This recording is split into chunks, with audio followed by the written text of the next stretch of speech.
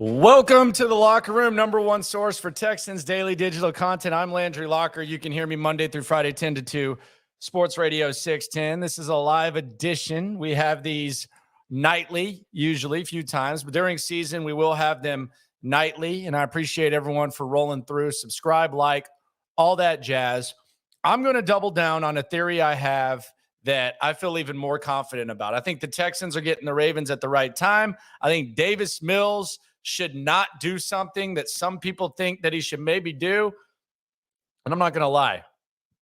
I try to stay out of the sticks too much, but Texans Twitter was a little bit crazy. Some of y'all are some crazy mofos. Let's go inside the locker room.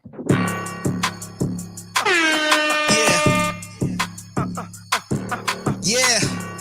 It's the Locker Room on YouTube. You know what it is. Let's get it. Hey. Locker room, yeah, we in the locker room. Texas talk, yeah, you know what we about to do. Localize. All right, so Texans versus Ravens week 1. There's never a right time. I want to make this clear first. There's never a right time for the Texans to face the Ravens. It's going to be a tough game no matter what. But there are a couple of things that I think need to be made clear about the Texans getting the Ravens in week 1. It's not like they drew from a hat and they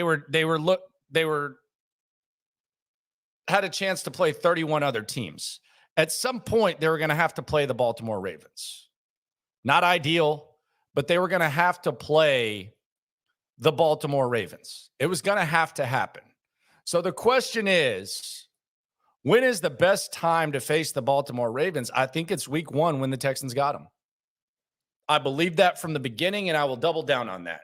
Now, some people will say, well, you know, Lamar Jackson could get hurt later on in the season. Okay, the Texans could get hit by the injury bug too.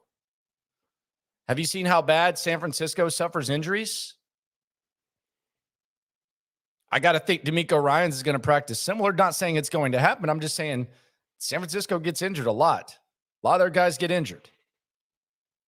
So the whole like notion that Baltimore, you want to play them late. I don't agree. I don't think there is a right time to face the Baltimore Ravens. There's an ideal time, and it's week 1.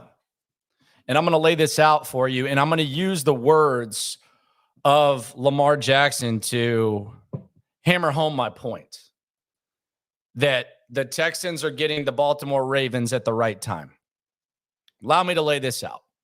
Here's Lamar Jackson. He met with the media types earlier this week. Here was what Lamar Jackson had to say about the new offense. The new offense is smooth, more verbiage than usual. I like it. I'm loving it so far. All right, so more verbiage. How do you practice verbiage? You can try in the preseason, you can try in practice, but when you talk more verbiage, that's something that you're going to need in-game reps to perfect. And I'm not saying Baltimore's not going to be good. They could be a well-oiled machine. But more times than not, even some of the most successful offenses, there has to be some sort of like growing pains.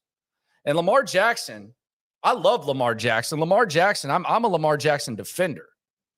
I'm a Lamar Jackson guy. I love Lamar Jackson.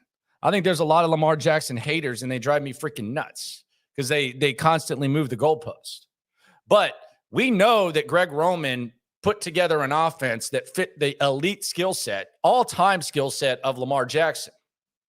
They implemented an offense just for him. And now all of a sudden, after half a decade of running that offense and doing so at a very high level, a high enough level to where they felt comfortable enough to give him the contract they gave him, all of a sudden there's going to be a completely new offense with different verbiage, different responsibility. Let's hear more from Lamar Jackson about just the specific changes in this offense. You know, you can change things when you want to. You know, you see the defense is not looking right to you. See some guy blitzing. You might want your receiver to do something different. Coach giving you the free will to do whatever you want to. All right, so so they're gonna have him reading more at the line of scrimmage. We've watched Deshaun Watson have to read more at the line of scrimmage. There were times where it was confusing. Bill O'Brien basically had him doing the SATs up there before taking the snap. So Lamar Jackson is going to have to go up there. There's going to be new verbiage, and he's going to have to see at the line of scrimmage. And you don't do that in the preseason. In the preseason, what happens is the teams run base defenses. They're still trying to tackle you. They're barely blitzing, and you're going against base defenses. There's not a defensive coordinator or defensive staff like the Texans and DeMeco Ryans that are trying to scheme, trying to disguise, all that type of stuff. Furthermore, there's a lot of responsibility usually in these types of offenses for the wide receivers to recognize things. Baltimore's got brand new wide receivers as well. So they're going to have to figure some stuff out, which again, they might, but early on is typically the time when you figure stuff out. Now, here's the kicker right here. And I think this is one of those things that might be adjusted. This is one of those things that might be adjusted by the Baltimore Ravens, but it seems like this is going to be the goal heading into week 1, which I think is pretty crazy. Here's Lamar Jackson talking about what exactly is going to be the philosophy of this offense. And tell me if this isn't music to your ears, Texans fans. Something in this offense that you feel like will allow you to showcase an area of your game, maybe that we've seen before, but showcase it more than just, the running ability? Less running and more throwing, I say, Okay. Less running, more throwing. Even a Lamar Jackson fan like me is sitting there saying, okay, so he's going to run less? The best running back in the best running back in the history of the NFL. And I know some people say Mike Vick. Lamar Jackson gets my vote. He's going to run less? Now, that could change and that could be tweaked. You could see a situation where maybe that's the original goal, but when we get to week 5, it's free Lamar Jackson. Couldn't you see that as like an NFL Live question, like a topic when they put those topics up there? Should Lamar Jackson be running more? And then Todd Mulkin goes to the press conference, yeah, we're going to start doing what Lamar does best. He's one of the best runners, and we're going to start to do that. Couldn't you see that? Now, Sound of Silence says he doesn't believe that for a second. You could be right. Eastside Herald, same thing. You could be right. You could 100% be right. But regardless of whether he's going to run more or not, it is going to be a new offense with new receivers. That takes time. 100% takes time. And it is a different offense. And we've all acknowledged maybe the shelf life wore out and maybe it was time for a change, but we've all acknowledged that the job that Greg Roman did, building an offense around Lamar Jackson, was one of the best coaching jobs that we've seen in the last few years. It created an MVP out of the last pick in the first round. We can agree on that. So there's going to be an adjustment period. Again, I'm not going to pick the Ravens to lose to the Texans. But if you're talking about the best chance and the best time to play them, knowing that you had to play them in the first place, this is the right time. And you knew you had to go there. Now, Adam brings up a good point, and this is a smooth transition. Appreciate the alley-oop. Shout out to all the people in the comments, in the chat. Let's keep this rolling. Subscribe, like, all that. Adam says he wants to see CJ week 1. Now, I've heard the pushback that you don't want to throw CJ to the Wolves. Baltimore's got a good defense, and that's true. Baltimore's got a championship caliber defense. They played championship caliber ball last year. Had Lamar not gotten hurt and the offense completely fall apart, and let's be honest, maybe Lamar would have played had he had his contract last year. Championship caliber defense. Look at the numbers. They played well. But here's the thing. You would rather face them in week 1 than you would week 8, 9, 10, 11, 12, 13, 14, 15, 16, 17. Who knows, 18, maybe there's rest. Because if you're going over a game plan with a rookie quarterback like CJ Stroud or whoever the quarterback is, doesn't even have to be CJ Stroud. If you're going over that game plan, then you want more time to be able to do it. If you're facing them week 3, week 5, week 6, you're going to prepare for a team, and then you're going to have the 6 days to get ready for Baltimore. In this situation, you have, a month, 2 months? Hell, you could start watching Ravens tape right now. Defense hadn't changed. They're running that back. They've added some pieces, but they're running that back.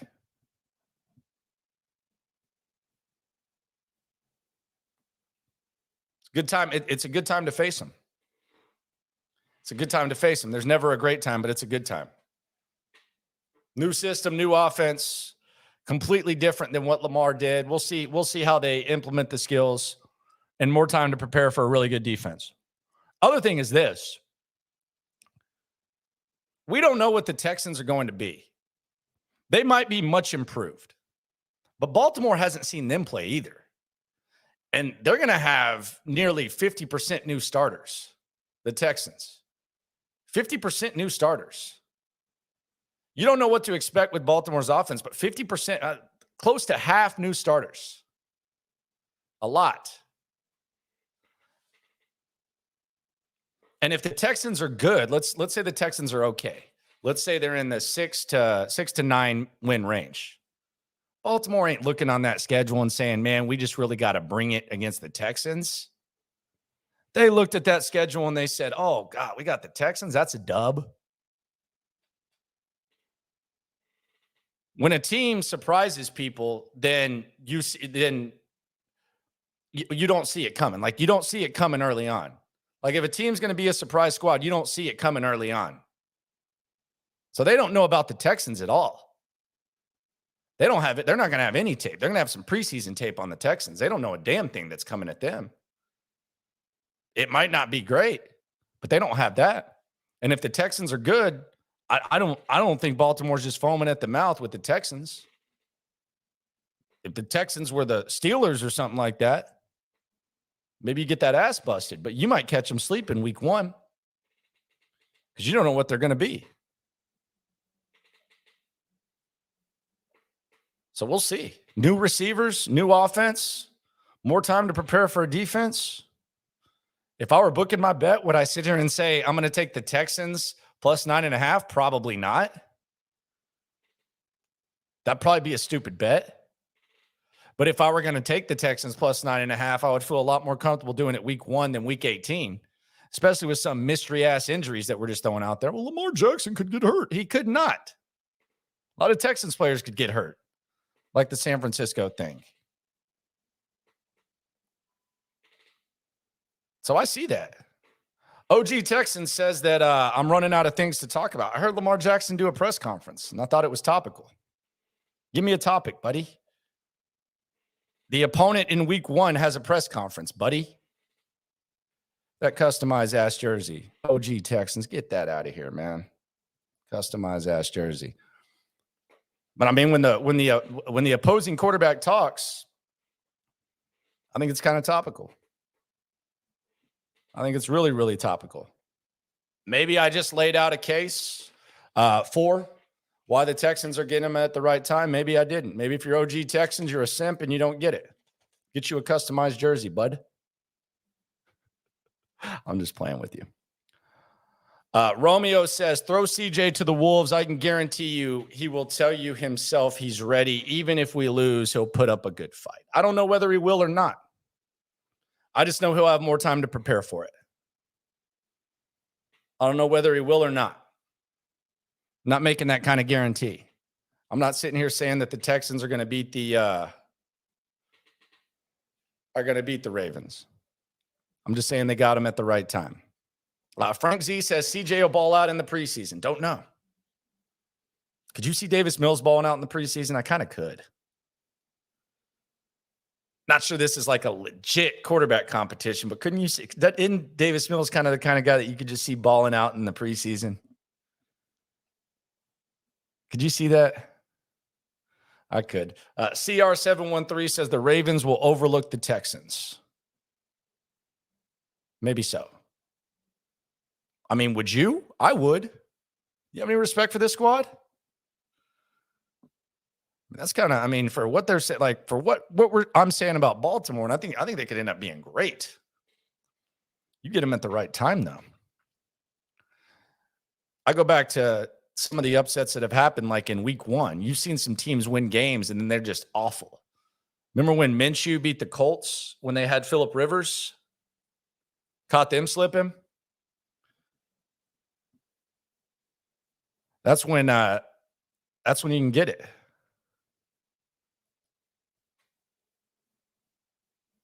That's when you can get it right there. Yeah, preseason Messiah Dougie Mills. I could easily see. Shout out to Pat McAfee show with the Dougie reference. I could easily see that. Easily. Want to talk about this Davis Mills thing. So we've talked about roles, and the biggest quote from Davis Mills was this week was when he said he was competing for the starting job. And we expect him to say that. I think it's great that Davis Mills said that. Why would he not say that?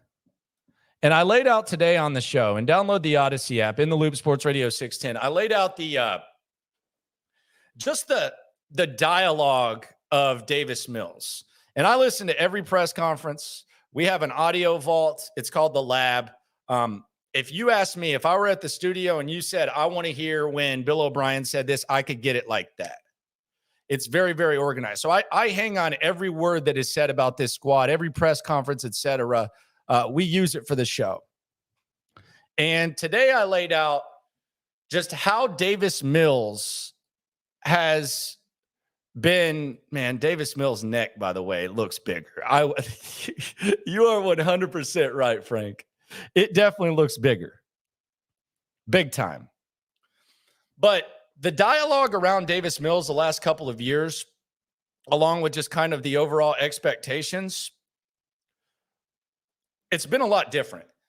And let's just go back to David Culley. David Culley, when he was asked about Davis Mills, he said, this guy, he stacks up against all the other rookie quarterbacks. He talked about Trevor Lawrence. This guy's going to be a playoff quarterback in this league. I felt good taking this job because we had Davis Mills. And he was talking really, really good about Davis Mills. And if you put a comment in, by the way, I'll get to it later if it's not topical. I promise, if it's the good stuff. So I appreciate y'all coming through. But David Culley was gassing him up. And then you had low expectations. You had Deshaun Watson lingering. The expectations were low. Nobody really expected anything. The roster was meh. Last year, you had the $75 million dead cap, and you had people talking about Davis Mills like, oh, look at his season compared to Trevor Lawrence. Look at this guy. Oh, he would have been a first-round pick this year. If he would have come out, man, this guy would have been a first-round pick.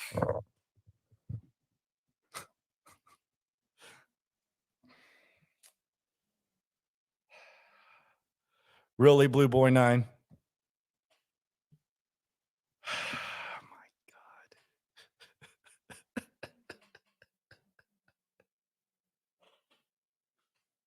God. I'm not sticking my neck out again for Davis Mills. But you had Lovie Smith day 2, and I was right there. I was a few feet away from him. Lovie Smith said, this is our team captain. Davis Mills is a great quarterback in this league. We're lucky to have Davis Mills. He's going to be a franchise quarterback. He was getting kind of gassed up. Fast forward to this season, you got Daniel Jeremiah, who's a professional, the draft guide.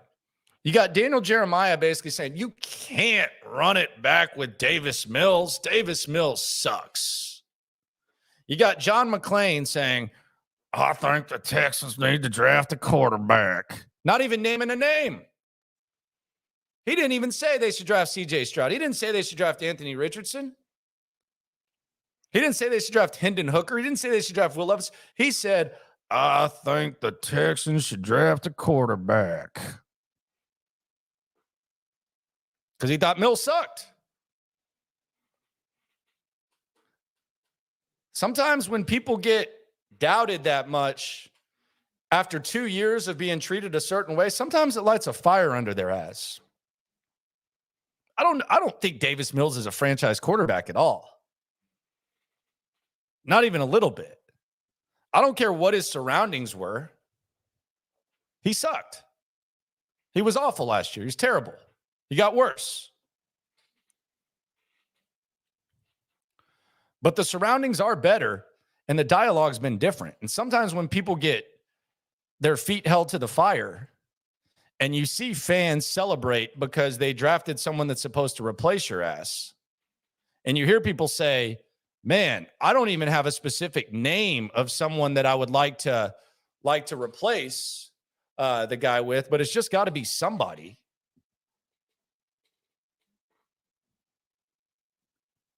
That's got to light you up a little bit. And J-Rock is saying they weren't wrong. I'm not saying they were or weren't. I'm just saying from Davis Mills' perspective, Davis Mills has to at least be a little bit gassed up. A little bit, right? And the one thing he should not do, and I've heard this question being asked, and I'm glad he's not even being asked about this, but Davis Mills shouldn't mentor CJ Stroud. For what? 11 Bravo, really?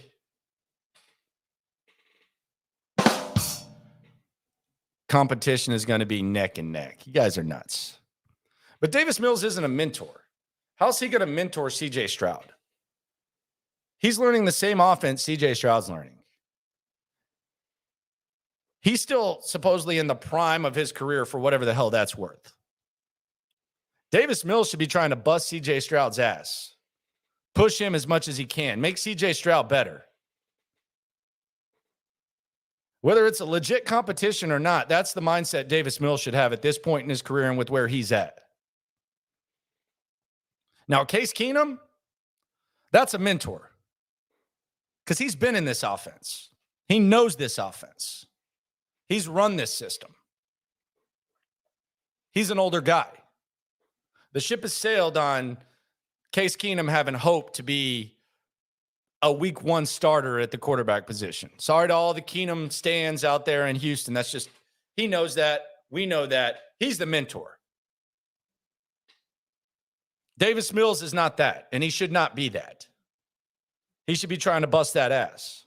Now, if CJ Stroud likely CJ Stroud wins the starting job, then, and King Sam asks, do you think Case mentors both? Absolutely. Absolutely. They both should be picking his brain. But when Stroud wins the job, of course, Davis Mills is a resource for him. He was a resource for Kyle Allen when he got benched for Kyle Allen. But with where we're at right now, Davis Mills should be looking to bust his ass.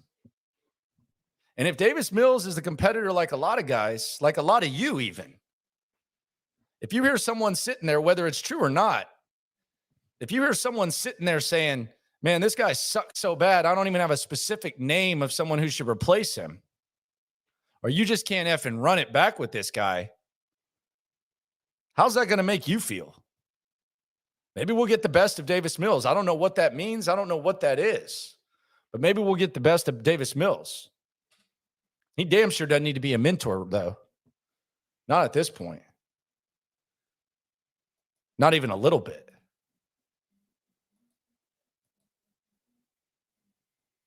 Romeo asks, what is the percentage that you give CJ Stroud to be the starter? 80? 85? I would think 85%. If I had to guess. Frank's right. Davis Mills missed a lot of easy throws last year. Missed a hell of a lot. He was bad. He was terrible. I'm not even saying he's good. I'm just saying if you hear this type of stuff, come on. Someone asks, Bubba, what if Mills starts season, wins 5 of 8 and looks good? Do you let him play out the season? Yeah. I mean, if they're 5-3, you can't bench him. Of course. What do you do? What do you think they do? They're trying to win. With that schedule, that early, you go 5-3? Yeah, ride it out. For sure.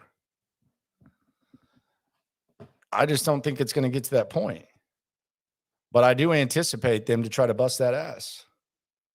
They're going to be going at it. Davis Mills should honestly, he should have a picture of CJ Stroud up in his game room. Should be throwing darts at it. CJ Stroud should keep him up at night if he's a competitor. Good question by Jets, TGTX. Who are they throwing to, though? Good question. I mean, we'll get into the position battles in a sec, but the wide receiver position is there's a lot there. I'm not sure if it's a prime meal or if it's just a gooey goulash of wide receivers. There's a lot of question with all these guys. Doesn't seem to be high ceilings, but seems to be a lot of questions. So we'll get to that. Abel says that he heard on another podcast, shout out to Abel, that getting the Raves that early would be the worst time. Getting the Ravens that early would be the worst time because Lamar is 100% healthy. Playing them later would give us – I don't agree with that. I heard Crumpler say that. I've heard Sean Pendergast say that. I don't agree with that. That's like a big if. And plus, you're getting Lamar Jackson. Like, okay, so what if he is healthy at the end of the season? That just dismisses that. So what are you doing? Crossing your fingers and hoping that Lamar Jackson gets hurt? Last year he didn't have his contract. He didn't play. So we're just going to cross him. How many years has he been a starter? 5? Last couple of years he's been banged up at the end. So that's like the norm. So we're crossing our fingers. All right, let's get the Ravens week 13. Oh, maybe Lamar will be hurt. He's going to be out there running a new offense. That's a fact. That's not a oh, well, maybe this happens type of thing that people are talking about with the Ravens thing. I respect the opinions. I just don't. I'm talking facts. You're talking extreme hypotheticals to make your case. I can't argue with mystery. I mean, you can break it down and you can tell me where he was banged up last year and banged up a little the year before. I can tell you he wasn't before that. So I don't subscribe to that. I'm subscribing to the actual facts of the matter. Fact of the matter is 100% certainty this will be the first time that Lamar Jackson's running a new offense. That based on early dialogue, including straight out of his mouth, it is much different than the one they ran before. And he has much different receivers. Lamar started 12 games last year and 12 the year before, so he was banged up. Before that, it was 15 and 15, and he was good to go. So there's a 50% chance that he's hurt. That's what we're hanging our hat on? Give me a damn break. You got to be kidding me. That's what we're doing?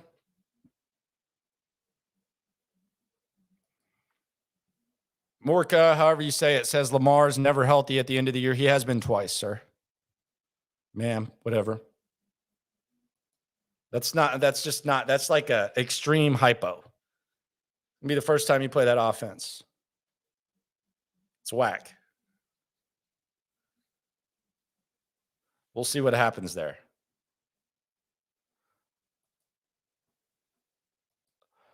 I see the question about Juice. I see the question about Dalton. I'll get into that later. Texans Twitter was crazy today, by the way. We're going to end the show in that. Good God. I love some of you people. Some of you people crazy, though. Morka, you need to do your math. He's been in the league 5 years, 2 years healthy versus 3 not. He was healthy at the end of rookie one. Dude, just do some research on it, man. Like, don't just assume like that. That's what happens with Lamar Jackson. For some reason, I don't know what it is, but people just like to crap on him even when he's winning MVPs. His first year, he came in for Flacco and led him to the playoffs. He was perfectly fine. He was perfectly healthy. And then he won an MVP, and then the next year, he was straight. So, like, quit making stuff up, sir. I'll put you in timeout for that. 5 minutes. Put your nose in the corner.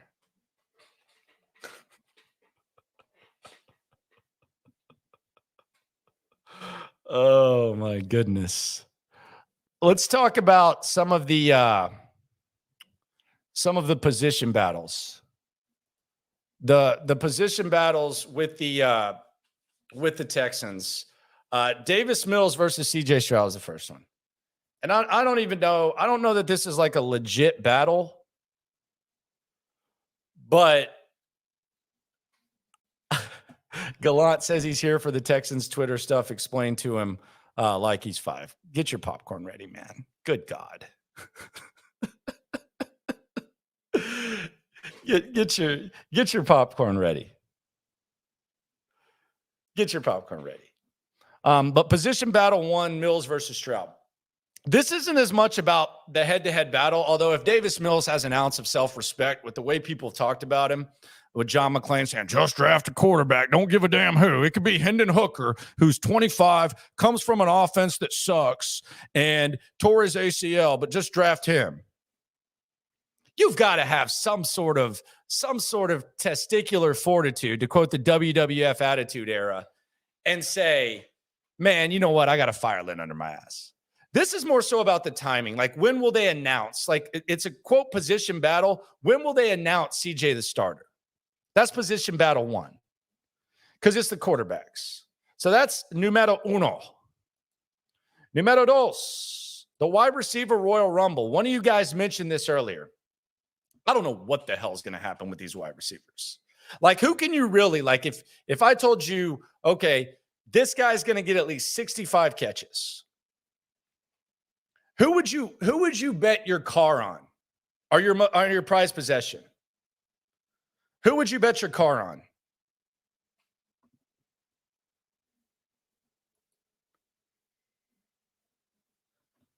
There's nobody. I like a lot of these guys. I like the upside on these guys. I like Robert Woods. I like the signing. I like Noah Brown. Nico Collins, we'll see what happens. To be determined. Same questions as last year. I like Tank Dell. I like what people are saying about him. I like Hutchinson a lot. But we don't feel great about any of these wide receivers, and we don't know how they're going to fit. Who are they going to put in the slot? Is John Mechie's already banged up? I don't know if John Mechie starts the season ready to go. Who knows? But it's just a wide receiver Royal Rumble. I can't even sit here and individualize that battle like I can the quarterbacks. It's a freaking wide receiver Royal Rumble. It's another WWF reference. We've got 2. Goodness gracious. Shout out to the Attitude Era. Position battle number 3. Kenyon Green versus Self. D'Amico Ryans has zero loyalty to Kenyon Green. Kenyon Green needed a complete reset from what happened last year. It was bad. Like, let's just be honest. You draft a guard that early, you expect him to be a plug-and-play guy. Fair or not, that's what you expect. We talk a lot, and I hear a lot in the draft, positional value. Yeah, you draft this guy here, blah, blah, blah. You draft a guard. I mean, you should be able to plug that in and not worry about it. You should not be able to worry about it. Gallant's talking about slot. Yeah, Noah Brown has played slot. Mechie has played slot. I think Tank has played slot. Woods has played a little bit in the slot. So there are a lot of guys. Jacob saying WWE is WWF, sir. Old days. But Kenyon Green versus himself, I mean, his ass needs to go in there and he needs to do something. I mean, what Patterson, Cole Thompson threw out Patterson yesterday when talking about Kenyon Green. Patterson? Is that what we're talking about? That's how short the leash is? I still don't know. I know we had some fun with this the other day.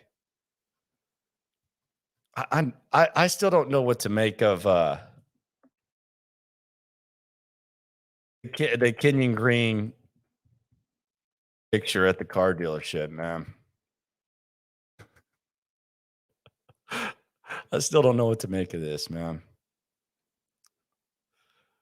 I don't know what the body looks like. I've seen him a couple times. You guys had some fun with this. I'll pull it up. Does he look like he's ready to be a guard? Doesn't he look a little small? I mean, I knew he needed to trim up a little bit. Doesn't that dude look a little small right there? I don't know, man. I'm rooting for the young man. He looks a little small. We'll see what happens with old Kenyon. Brown Chubby Bear, we'll get back to you in a second. Good God. How are you doing today? But we'll see what goes down with Kenyon Green. But Kenyon Green versus Self, and then Kenyon Green figuring stuff out. I don't think they're going to sit there and let Kenyon Green figure it out too much. You're putting a franchise quarterback in jeopardy. It's one thing to get Davis Mills DDT. There's my third wrestling reference.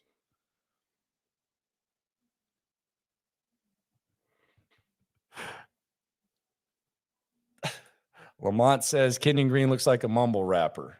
We talked about mumble rap today. Kind of lit the text toy up. But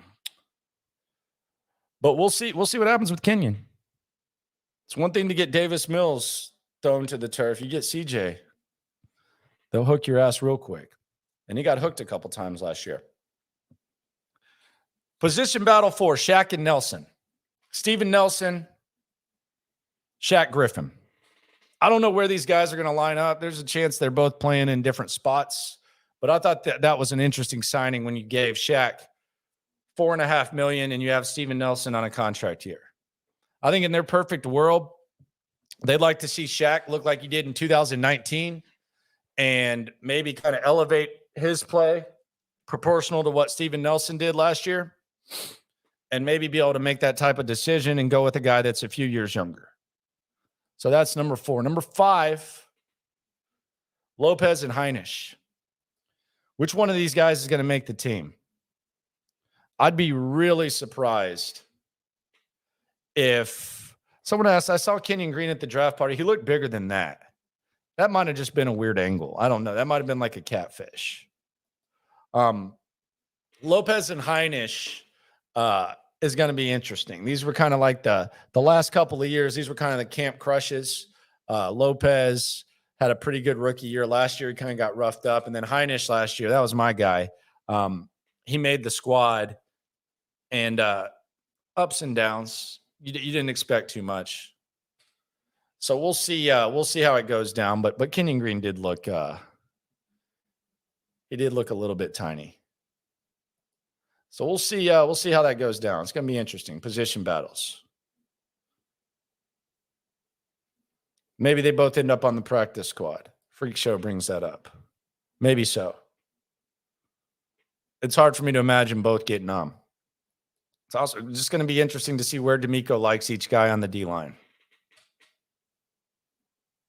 Someone asked about Tavier Thomas. Tavier is going to be in the slot. Tavier is good in the slot. So he's not. They might put Shaq on the outside, and they'll have Nelson on the outside. Jimmy Ward can also guard guys in the nickel, so he'll move around. But yeah, Tavier is in like a completely different situation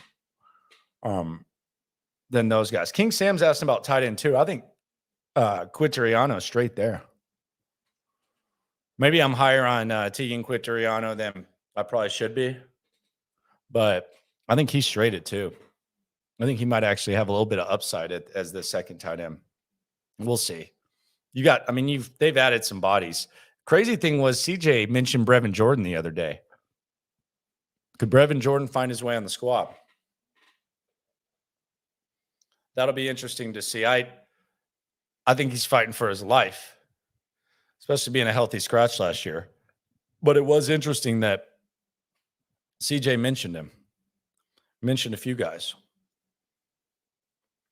Amari Rodgers, yeah, maybe we're sleeping on him. He did do some decent things last year. Maybe we're sleeping on Amari Rodgers. Maybe not. They could also add some guys. I know they worked out Preston Wilson, big guy. It seems like that would be kind of like a Nico comp type of thing. But I think they're going to actively be looking for that. I don't know what they do with Garrett Wallow. That whole thing was kind of weird to me, and I like Wallow. But the way that Caserio and then Easterby talked about him, I mean, you would have thought that they found Arian Foster undrafted or something like that. I mean, they talked about him like he was something special. Easterby was on like some podcast with that Thomas Dimitrov or whatever, that Falcons guy, and he was saying how, when we drafted Garrett Wallow, it's like, did you draft a special team / linebacker safety tweener type of cat? It wasn't like revolutionary. I don't know what they're going to do with Wallow. Maybe he's good on special teams. He's got to stay healthy too. I like him. There's a lot of back end roster battles. So we'll see what happens. Running back 3-2. A lot of people talking about that. Dare, Zalade, Mike Bell. I think Zalade is probably the one to watch there. But those are the position battles. Let's get in the weirdness on Texans Twitter today. What the hell was going on? I stay out of the effery on Twitter. I interact as much as I can, but it can be some wacky-ish going on. I do enjoy the guys who are talking about the squad 24/7. I think it's fun. They're the ones that take in the most content. They're the ones that are constantly talking. And a lot of the guys that are talking, these are the guys that have been talking about the Texans for 24/7 the last few years. They didn't reemerge. They didn't, decide to step away. They've been talking about it the whole time. And I like that everyone's talking about it. I'm not saying there's either one right thing. Like I hate I was here in the last 2 years. People were no, but whether it was Davis Mills, whether it was Deshaun Watson, whether it was David Johnson, Brown Chubby Bear's been riding and dying. And that's the craziest SOB that I know. I like him. He knows I know he's crazy. I love Brown Chubby Bear. Bring him on the show. He does a good job with his podcast. But today, my man went in the sticks. Let's relive it. Look at this dude. So here's Brown Chubby Bear's timeline. He's gotten to where he's kind of taken one highlight. I don't know if this is a bit, and he's talking bad about the quarterbacks. So the Baker Mayfield one throw, he said, "Hey, Buccaneers, if you're in need of a slightly used QB in his third year on his rookie deal, we have the guy for you, sincerely, the Texans." So he's talking about Davis Mills. Then he put up a highlight of Bryce Young getting the ball tipped at the line of scrimmage, and he's saying we dodged a bullet. To which Carolina Panthers going in at him. Now he's arguing about CJ Stroud and all that type of stuff. And this is where it gets real interesting. 149,000 views, 45 quote tweets. Puts a video up of Deshaun Watson. Look at this video. Watson is expected to get a 5-year, He's got Watson $230 million contract that is fully guaranteed. That is. And he's got Deshaun Watson throw in practice. And then he's playing the Curb Your Enthusiasm music.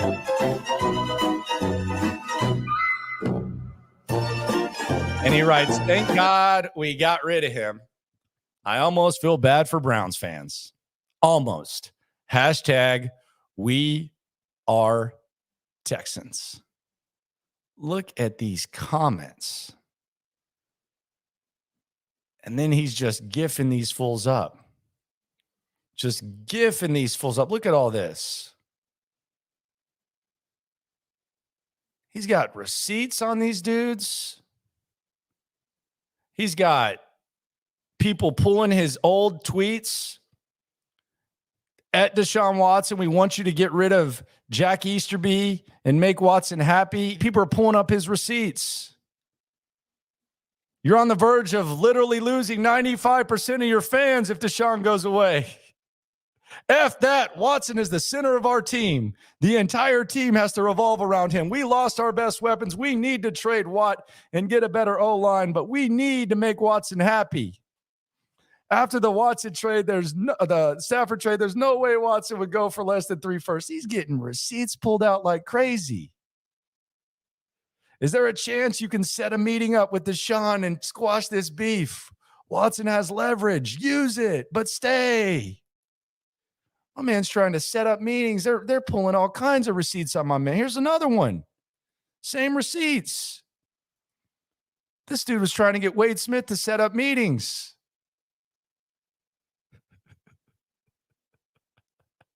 Like he's Jay Prince or something. He's trying to set up like a mob ties meeting. They're putting pictures of my man up there. Well, Wentz sucks. Watson doesn't. Still going. You look at the quote tweets. Brown Chubby Bear he had some time today. He told me he canceled some meetings or something like that for work. So he had all this time. Look at all these Cleveland fans. They're just going in on him. Seeing people who don't know routes is always funny. Look at all these quote tweets from Browns fan. They're generalizing Texans fans.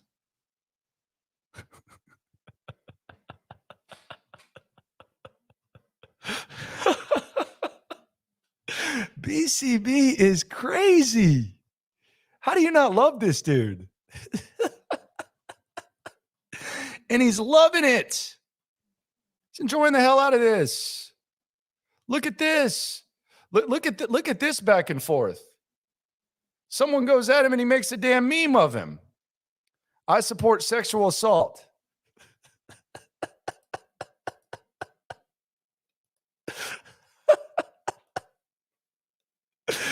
He's going at Browns fans. People are sending him the thing. Look at this. He's arguing with this guy about it. These Texans fans are stupid as hell. That's why I talked to a select few. So he takes the dude's profile picture and puts a damn thumbnail or whatever the hell you call it up there and keeps putting it at him. BCB, you are crazy, man. And that wasn't it. So then we had another guy who's active on Twitter, another guy who likes to argue on here. He apparently got a rise out of Sheena Quick, Carolina Panthers beat writer.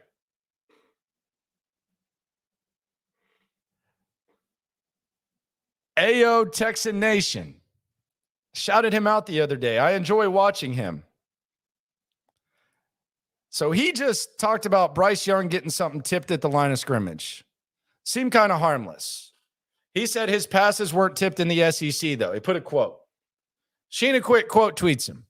The ball was not tipped at the LOS. It was tipped by a safety who made a good defensive play on a deep ball.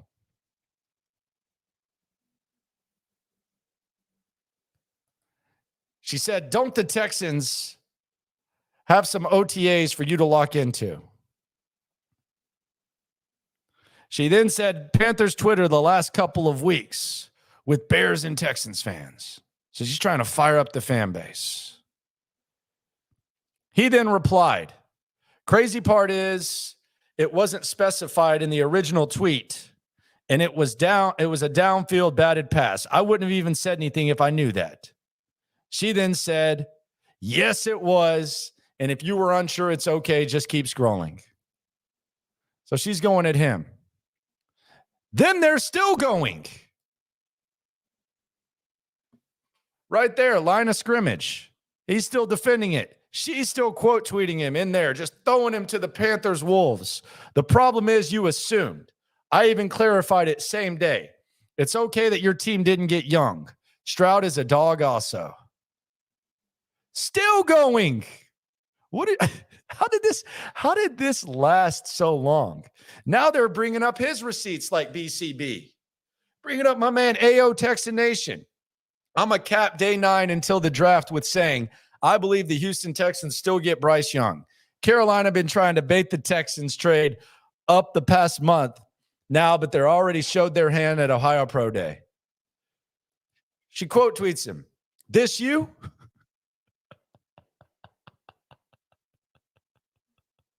And then she puts this up there, little I love New York. Shout out to Flavor of Love, one of the most underrated reality shows of all time. You should have just sat there and ate your food.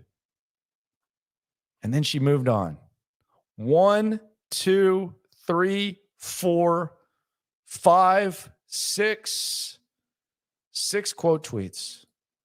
Wild day for two of my favorites on Texans Twitter. Wild day. Who had the better day on Texans Twitter? Was it BCB or was it AO Noah? I'm going to put this poll up right now. Let's put this poll up right now. Who had the wilder day on Texans Twitter? At BCB, Brown Chubby Bear, or my man Noah?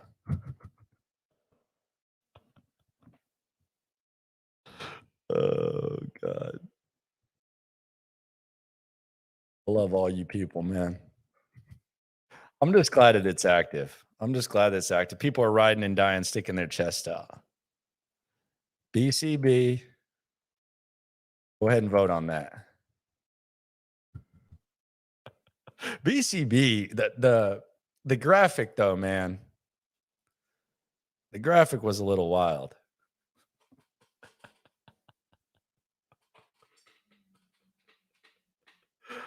Oh, Lord. Do you remember says, it looks like they both took hot L's but kept up the fight. Those guys don't lose. They just talk about the squad. They just have fun like we all do. We're all in this together. Good times. Shout out to Texans Twitter. Shout out to everyone out there enjoying this thing. I wonder if BCB could come on right now. Let me message him. You know he's at the computer. Get him on. He would be commenting, though, if he were here. I'm going to invite him. He might be busy. We'll see if we get BCB at the end. I'm going to go to some of the earlier questions. KV asks or says, Dalton Schultz might be good. It was a bad move to cut bait with Brandon Cooks without drafting a high round replacement. Well, they had to get rid of Cooks no matter what. He was a weirdo. That Jack Easterby stuff was weird. So I don't think it was maybe you think they should have taken a receiver. Do you think they shouldn't have traded for Will? Are you not satisfied with Tank Dell? Sometimes, like, when you have this many needs, you're not going to be able to fix them all. Not going to be able to fix them all.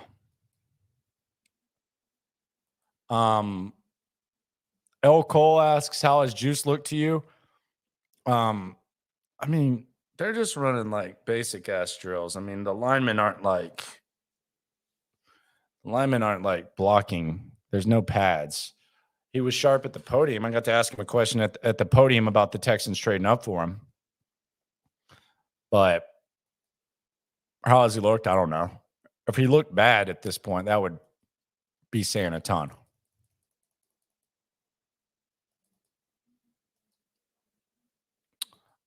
Romeo asks, do you think there will be improvement on the O-line? There has to be.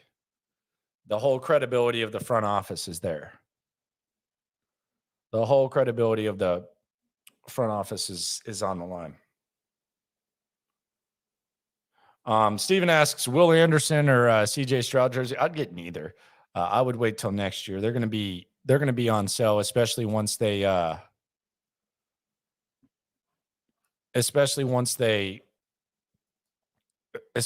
get new uniforms. So I wouldn't get either up to this point. Cook's crying after Easterby fire like a lost puppy. Yeah, it was weird. There's no other way to say it. It was weird. Primetime V's asking about Kirksey. I don't know what's going on there. I thought Kirksey would be cut by now. He wasn't. So I don't know. Maybe BCB quit Twitter after today. Maybe that ended him. Maybe he retired. Yeah, next year's uniforms will be cool. Brian asks, how's the speed of the offense? The offense is slow, man.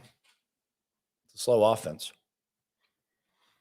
Very, very slow at the receiver position. Even Tank. Tank has fast game speed, but they don't have a lot of speed. That's one of their weaknesses.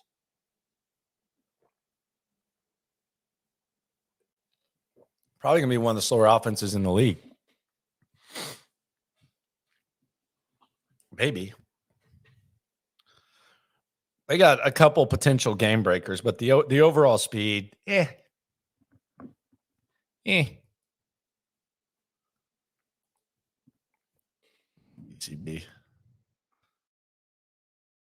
And this with BCB. I thought he lived on Twitter, man. Guess not. Guess we won't get BCB. We'll have to figure that a little bit later. Jets asks who didn't show up to OTAs that should have. God, there are a lot of people not there. Voluntary soon, though. Voluntary's in like 2.5, 3 weeks. So we'll see what happens there. But I don't think it's that big of a problem that people didn't show up. I don't really know. You know, last year a big deal was made about Tunsil, and Tunsil came in and had a all-pro caliber season, according to many, and definitely a Pro Bowl season. So I don't know who should and shouldn't show up. There's guys all over the league not showing up for these things. Yeah, I meant mandatory. I don't know what I said. What'd I say? Yeah, mandatory. What did I say? Involuntary? It's on me. That's on me. Romeo's asking about Clowney. I don't know what they're going to do about that. I would say probably not with Clowney, although the coach said don't completely dismiss it. That's all we got, though. Appreciate everyone for rolling through. Looks like we're not going to get that BCB. Ravens at the right time. Davis Mills, not a mentor. Wild day on Twitter. Position battles. Next week, we'll get some more ball. We'll continue to put out the videos tomorrow. I'm going to drop a video with this Ravens. I'm going to lay it out even more clear than I did here, the short version. I'm probably going to lay that down in the 9 o'clock hour after I prep for the show. So come through, subscribe. Appreciate everyone for rolling through. And much love to everyone. Shout out to BCB and Noah. Still my guys, man. Keep representing, keep talking that crap, keep doing y'all's thing. That's what it's all about, man. That passion, that fire, that's what it's about. Agree, disagree, or not. When it comes to this Texans game, we're all in this together. Appreciate y'all. Locker room, Texas talk, yeah, you know what we about to do. Localize every angle's what we really do. We the source, we the pulse of the city too. Landlocked, got the game in the headlock. Localize every time, can't stop, won't stop. Yeah, we top